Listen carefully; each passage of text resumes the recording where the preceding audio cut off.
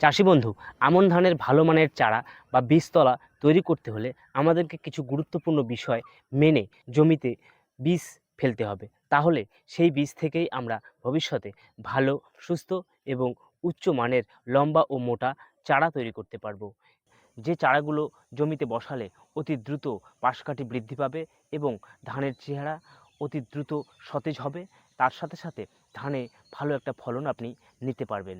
তো ধানে সুস্থ সবল বীজতলা তৈরি করতে বা চারা তৈরি করতে হলে কিছু গুরুত্বপূর্ণ বিষয় রয়েছে, যে বিষয়গুলি অবশ্যই আপনাকে খেয়াল রেখে বীজতলা তৈরি করতে হবে এবং বীজগুলোকে সঠিকভাবে জমিতে ছড়াতে হবে। তাহলেই আপনি সেই বীজ থেকে সুস্থ সবল চারা তৈরি করতে পারবেন।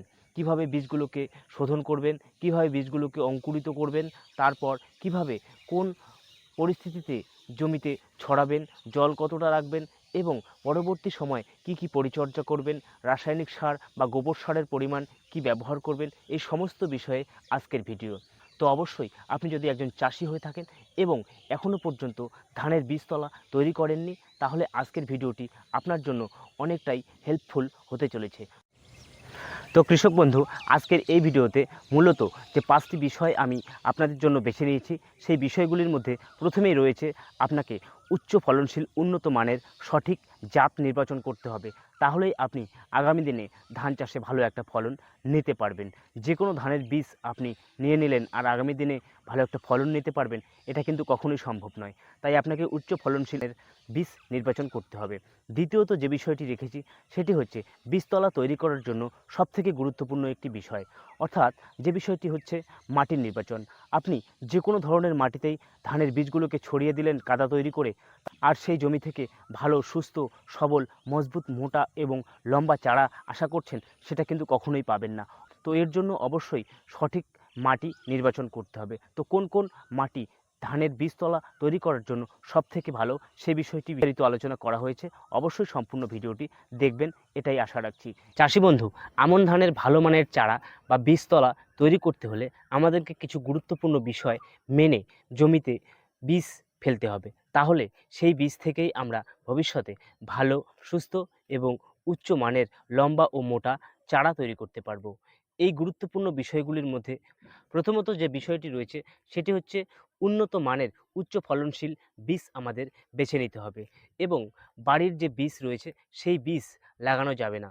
যদিও বা লাগান, তাহলে সেই বীজগুলো অবশ্যই রোগমুক্ত বীজ হতে হবে।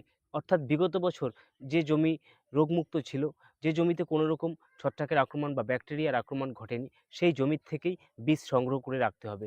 তাহলে সেই বীজ থেকে আগামী দিনে নিরোগ বা কোনো রকম রোগ ছাড়া সম্পূর্ণ সুস্থ ও স্বাভাবিক চারা তৈরি করে ধান চাষ সুস্থভাবে করতে পারবেন।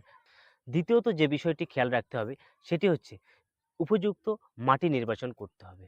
সুস্থ ও স্বাভাবিক চারা তৈরি করতে বালু মাটি যুক্ত যে মাটি, অর্থাৎ বেলে দোআঁশ মাটি কখনোই নির্বাচন করা যাবে না এবং খেয়াল রাখতে হবে জমি থেকে যাতে জল নিষ্কাশন করার ব্যবস্থা থাকে এবং যে জমিতে বীজতলা তৈরি করবেন সেই জমি যেন ছায়াযুক্ত জমি না হয়।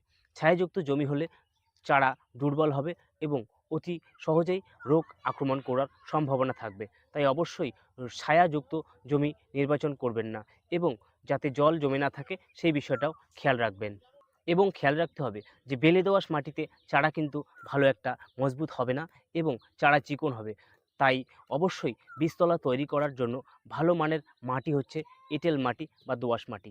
অর্থাৎ যত সুন্দর কাদা তৈরি করতে পারবেন, ঠিক ততটাই চারা তৈরিতে বিশেষ উপযোগী হবে সেই মাটি। তাই অবশ্যই বেলে দোআঁশ মাটি বাদ দিয়ে এঁটেল মাটি বা দোআঁশ মাটি নির্বাচন করার চেষ্টা করবেন। এবং তার সাথে সাথে যে বিষয়টি আপনাকে খেয়াল রাখতে হবে, আপনার বীজতলা তৈরির জমি যদি কম উর্বর থাকে, তাহলে অবশ্যই সেই জমিতে রাসায়নিক সার ব্যবহার করতে হবে।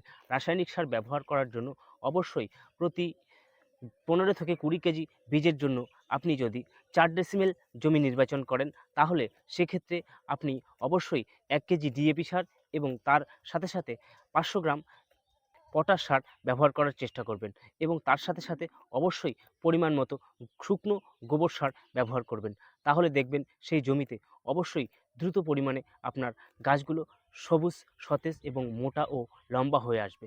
তাহলেই আপনি সুস্থ ও স্বাভাবিক চারা তৈরি করতে পারবেন।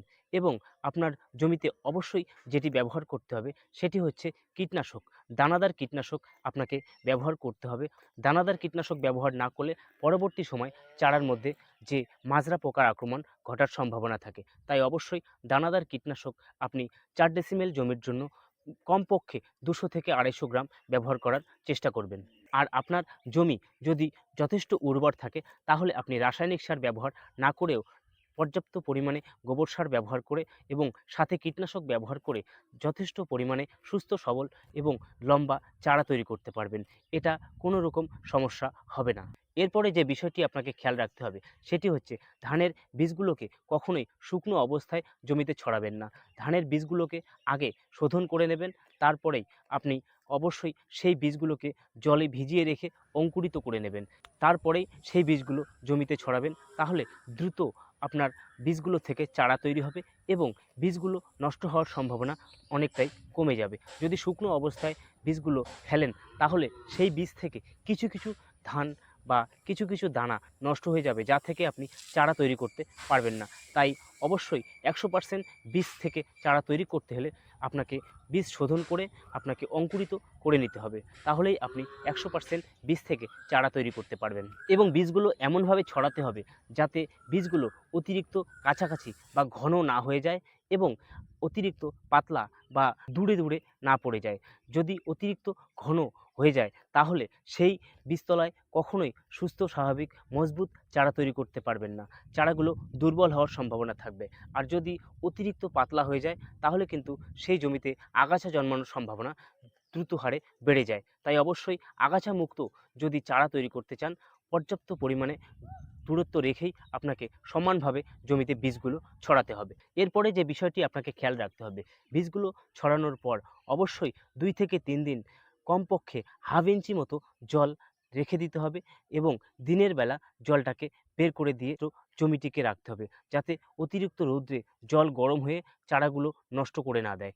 যেহেতু শুধুমাত্র অঙ্কুর থেকে চারাগুলো বেরোচ্ছে, খুবই সফট বা হালকা থাকবে, তাই অল্প গরমের মধ্যেও কিন্তু চারাগুলো নষ্ট হওয়ার সম্ভাবনা থাকবে। তাই অবশ্যই দিনের বেলা জলটাকে বের করে দিয়ে রাতের বেলা ঠান্ডা রাখার চেষ্টা করবেন, যাতে মাটিটাও নরম থাকে এবং চারাগুলো দ্রুত বৃদ্ধি হতে পারে।